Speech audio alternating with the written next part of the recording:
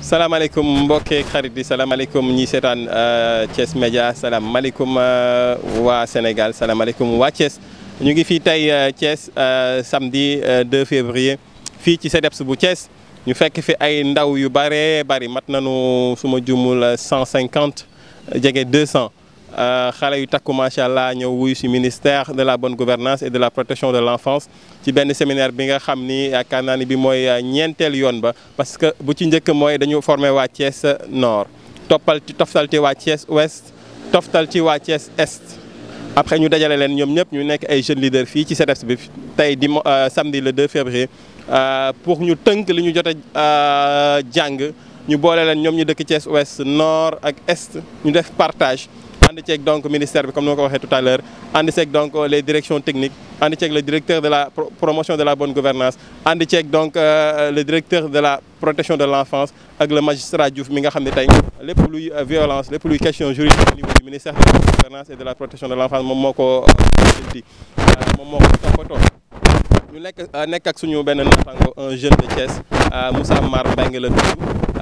ma jox ko sans plus tarder ginnaaw tour bi ñu annoncé mu wax moom mooy kan. ko mu présenté wu. waaw ñu lay fay baax Babou Sabaji bon effectivement maa ngi tudd Moussa Mar Mbengue je suis un Thiessois en même temps aussi te yàlla je suis un maîtrisant en marketing communication daal voilà donc tey effectivement dañu ñëwoon maanaam ci séminaire bi comme léegi rek ni ko waxee bi mooy marqué 3e édition bi. li ko parrainé mooy ministère de la bonne gouvernance li ko tax a jóg nag mooy tey maanaam thème ren bi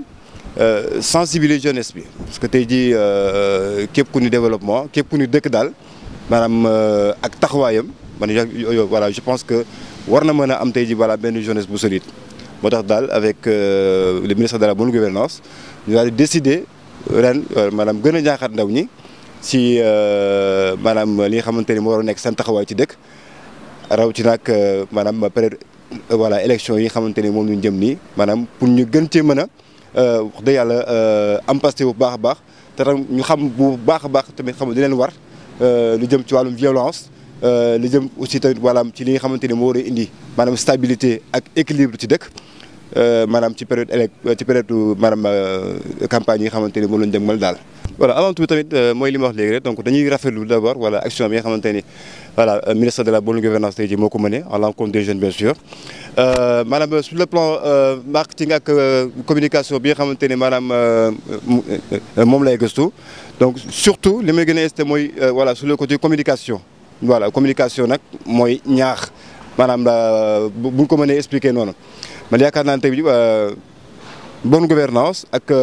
rationalisation ak maanaam trouver ay moyens équilibre tey jii pour que jeunesse bi d'accord mën a gis seen bopp bu baax a baax maanaam ci dëkk bi maanaam tamit wax dëgg yàlla benn statut bu solide ba mën leen permettre ëllëg ci biir d'accord ñu mën a doon ay leaders bien sûr ñu mën a doon tamit maanaam ay représentants yoo xamante ni maanaam dinañ digne dinañ fier wax dëgg yàlla tey ji xam ne seen dëkk donc damay rafetlu lu baax a baax tey ji xam ne initiative bi ak jàngat yi xamante ni am nañ ko maanaam def nañ ko tey depuis ce matin fii ci séminaire bi jëlewuñ ci leen loolu tey ji xam nga contentement ak mbégte jëlee nañ ci aussi tamit ay enseignements yu baax a baax parce que yaakaar naa tey ji tamit bu ñuy adopté tey ji wax dëgg yàlla tey ji xam nga di ñaax jeunesse bi maanaam teg un plan d'action bien défini bien détaillé boo xam ni dañ koy expliquer jeunesse c'est-à-dire les jeunes leaders élèves yeeg étudiants yeeg bàyyi ñu kenn artisanat yi bàyyi ñu kenn maanaam à travers un discours bien défini man je pense que loolu dañuy exemple la war a doon maanaam ci dëkk yi nga xamante ni wax dëgg yàlla am nañu ay jafe-jafe ni mel wala boog seen am na ay violence daal donc ministère de la bonne gouvernance donc action yi ni mel aussi maanaam au fait référence la nekk na aussi li nga xamante ni maanaam jeune bu nekk wax dëgg yàlla war na ci mën a jëlee exemple ba daal di mën a véhiculer message boobu noonu fépp fu mën nekk. tey jii ñun tey bu ñu fi ñëwee mën nañu considérer suñu bopp comme des représentants parce que c'est vrai aussi tamit ni mel ñëpp mën ñoo ñëw mais ñun ñi nga xamante ni tey ñoo fi teew engagement bi nga xamante ni mën nañ koo jël. mu nekk aussi tamit wax dëgg yàlla ay engagement yu sonal yu baax donc dinañ véhiculer boobu message naka lañ koy véhiculer maanaam kenn ku ci nekk par exemple tey ji xam nga sa gox loo mën a sensibiliser rek. loo mën a maanaam jàllale message bi nga xamante ni tey moom lañ fi jëlee. voilà pour toutes les façons ba ci réseaux sociaux yi ba ci sa koñ sa gox maanaam ba ci débat yi ak lépp lu mën ci doon maanaam daal lu gën a sensibiliser daal jeunes yi ci li nga xamante ni xam nga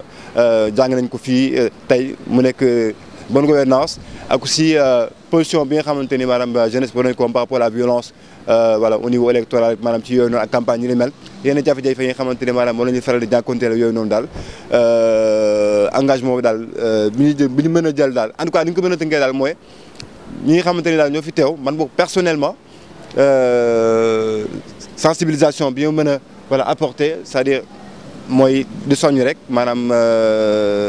di sottalante xalaat ñi ma jege voilà sama koñ ak lépp lu mu mënal par tous les moyens possibles pour que tey jii message bi mën a jàll voilà dans sa globalité daal. ñu ngi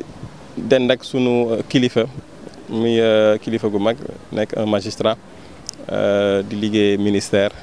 bokk ci ñi nga xam ne tey ñoo doon partager ak ces jeunes yi nga xam ne dañoo xëy tey ñëw fii di def séminaire sur la bonne gouvernance la protection de l'enfance et la prévention des violences électorales donc dañ koy bàyyi mu daal di présenté wu ba noppi wax tey li ko fi andi. maa ngi leen di remercier di rafetlu seen teewaay ci liggéey bi ñuy def ndaxte fësal ko ba ñëpp jot ci dina tax tam mu gën a am solo ndax rawatina pour ndaw yi. man maa ngi tudd Mame Gor Diouf magistrat la maa ngi nekk en service cellule de protection enfance bu ministère bonne gouvernance protection de l'enfance daanaka dafa lëkkale ñaari mbir yu am solo maanaam nu ñuy aare xale yi mais également nu ñuy saytoo yorin wi fexe ba mu sell ba jaar yoon ci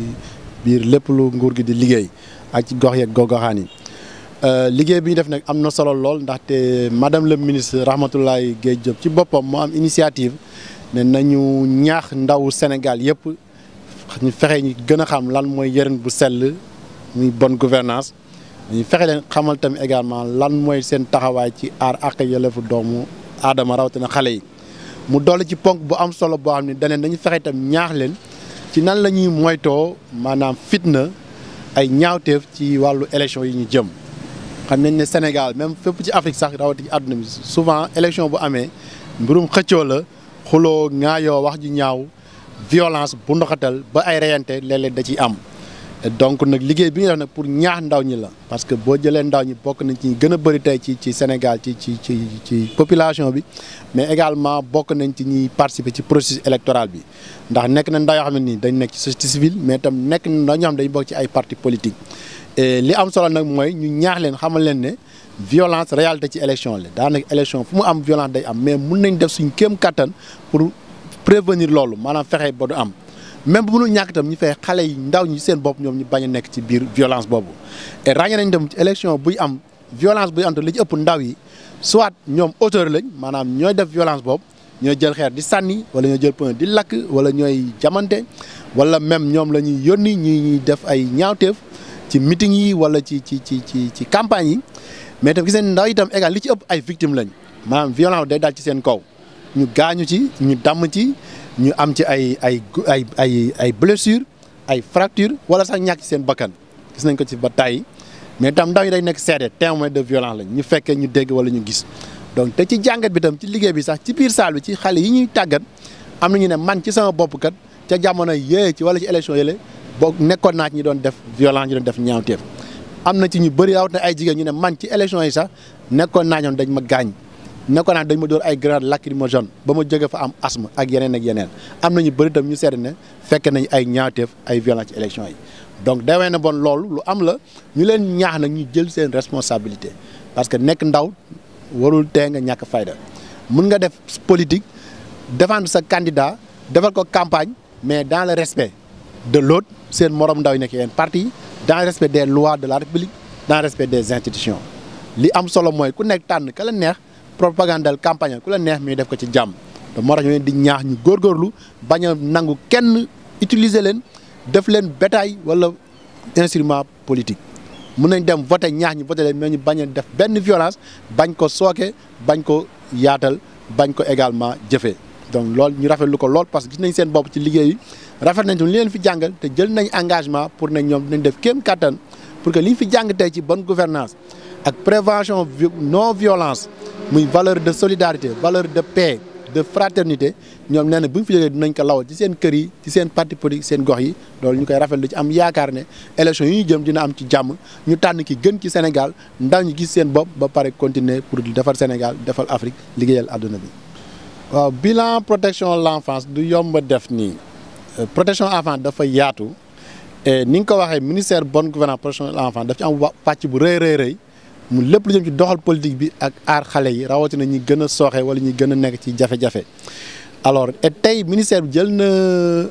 engagement bu rëy boo xam ne nii mooy gën a dooleel politique yi programme yi ak loi yi jëm ci aar ak yelleefu xale yi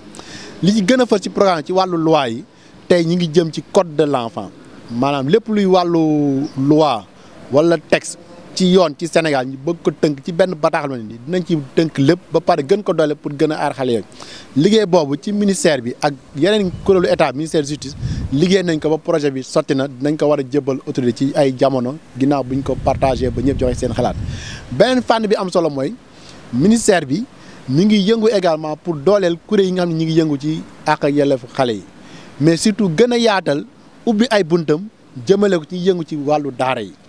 ñi nga xam ne muy sëriñu daara yi maître coranique yi mu lal ko ci waxtaan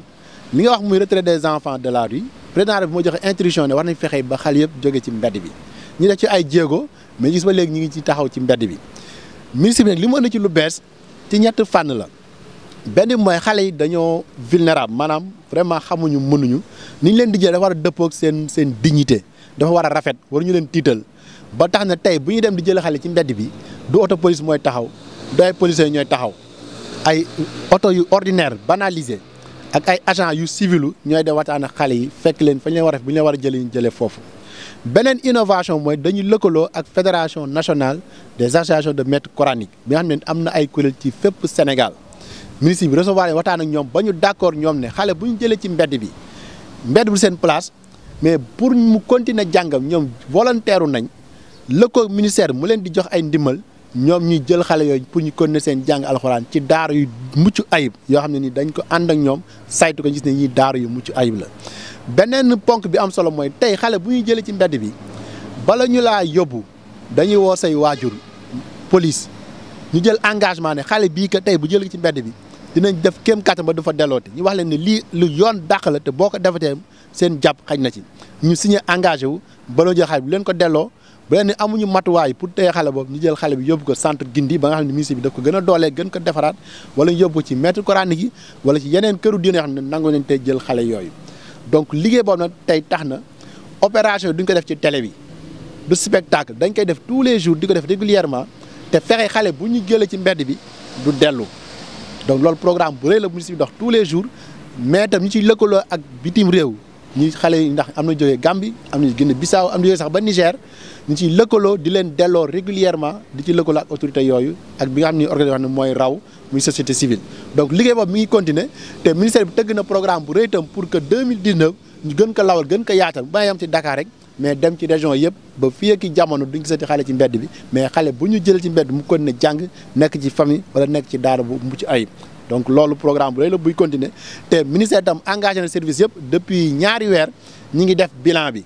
et lu gëj a am ci département dinañ def rapport annuel buy fësal lépp lu ministère bi liggéey ci wàllu bonne gouvernance wàllu protection de l'enfance ak tam fi ñu jëm ci 2019 ci ay jéego ñu war a def pour gën a aar askan bi gën a fësal mais tam matale cër yi nga xam ne nii mooy principe bonne gouvernance mais également aar xale yi ak aar askan bi. mooy koo xam ne nii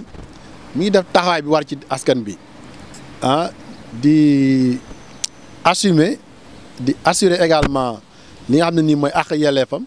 mais tam li nga xam ne nii mooy ay devoir am mu di ko def et ci devoir am bokk na mu taxaw képp koo xam ne nii da nga nekk ci jafe-jafe wala même gis ñaawteef wala am dëppwul ak yoon li ko war mooy assister d'abord xale bi nga xam ne gis nga mu nekk ci jafe-jafe war ko mën a assister jige ko laaj ko leerlu ba xam ci li mu nekk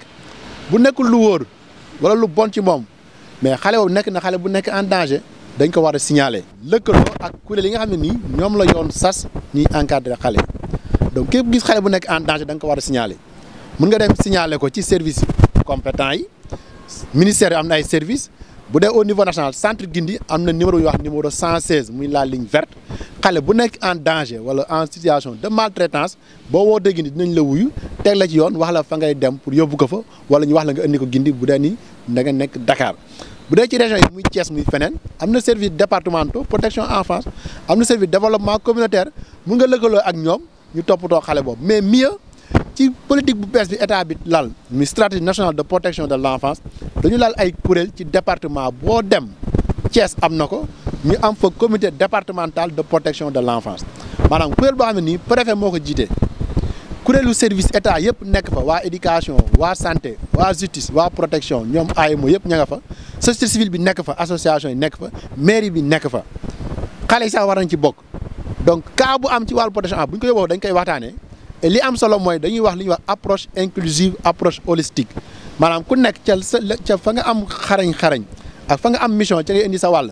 bu dee xale bi amul kayitu juddu day dem service état bi ñu toppatoo ko bu dee xale dafa war a jàng waa éducation taxaw bu dee laaj wér-gu-yaram waa santé taxaw bu dee laaj accompagnement judiciaire waa AEMO taxaw ñu lëkkaloo ba nga xam ne xale bi paquet de service bi mu soxla ci comité bi la koy amee donc loolu am na ci 39 départements Sénégal yi tey donc juróom-ñaar département yi des ci jamono yi di ñëw ministère dinaa ko matale pour que ñu am CDP ci département yëpp donc loolu kuréel la maintenant bu nekkee cas wax ni nag ku ñuy maltraité mun nga dem dénoncer ko ci procureur wala police bu ko defee bu jaree ay enquête wala mu jar procédure procureur mun na ci taxaw waa police mun nañ ci taxaw bu ko defee non seulement ñu mun a aar xale boobu mais ba amee ñaawteef wala infraction boo xam ne am na ñu koy teg ñu mun leen topp teg